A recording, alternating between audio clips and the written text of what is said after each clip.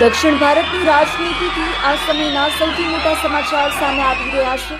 Superstar વિજય થાલાપતિની party ટીવીકે એ તમિલનાડુમાં ઇતિહાસ રચી દીધો છે. શું વિજય હવે તમિલનાડુના નવા મુખ્યમંત્રી બનવા જઈ રહ્યા છે? કઈ રીતે રાહુલ ગાંધી અને અન્ય પક્ષોના સારથીને મળ્યું પૂર્ણ બહુમત? જાણીશું આ વિડીયોમાં વિગતવાર. તમિલનાડુ વિધાનસભામાં કુલ 234 બેઠકો છે અને બહુમતી માટે 118 સીટોની જરૂર છે. ચૂંટણીના પરિણામોમાં વિજયની પાર્ટી ટીવીકેને 108 બેઠકો મળી હતી. જોકે બહુમતીથી થોડા દૂર હતા, પરંતુ હવે ગઠબંધનનું ગણિત બદલાયું છે. કોંગ્રેસના 5 સભ્યો, સીપીઆઈના 2, સીપીઆઈ-એમના 2 અને વીસીકેના 2 ધારાસભ્યોએ વિજયને સમર્થન જાહેર કર્યું છે. આ સાથે જ વિજય પાસે હવે કુલ 119 ધારાસભ્યોનું સંખ્યાબળ છે, જે બહુમતીના આંકડાને વટાવી ગયું છે.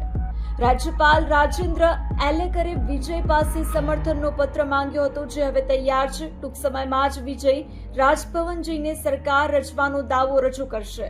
રાજકીય વિશ્લેષકોનું માનવું છે કે રાહુલ ગાંધી અને વિજયની આ જોડી તમિલનાડુની રાજનીતિમાં એક નવા યુગની શરૂઆત કરી શકે છે. વિજયના ચાહકોમાં અત્યંત ભારે ઉત્સાહ જોવા મળી રહ્યો છે અને મુખ્યમંત્રી વિજયના નારા લાગી રહ્યા છે. આ જીત માત્ર એક પક્ષની નથી, પરંતુ દ્રવિડિયન રાજનીતિમાં એક મોટા પરિવર્તનના સંકેત છે. વિજય થાલાપતિએ પોતાની પહેલી ચૂંટણીમાં જે રીતે સીટો મેળવી છે, તેણે સ્થાપિત પક્ષોના પાયા હચમચાવી દીધા છે. કોંગ્રેસ સાથેનું આ જોડાણ આગામી લોકસભાની ચૂંટણીઓમાં પણ મોટી અસર કરી શકે છે. તો તમને શું લાગે છે કે વિજય થાલાપતિ એક સફળ મુખ્યમંત્રી સાબિત થશે? તમારા મંતવ્યો અમને કમેન્ટ બોક્સમાં ચોક્કસ જણાવજો. દેશ અને દુનિયાના આવા જ મહત્વના સમાચાર માટે જોતા રહો ગુજરાત સુરક્ષિત.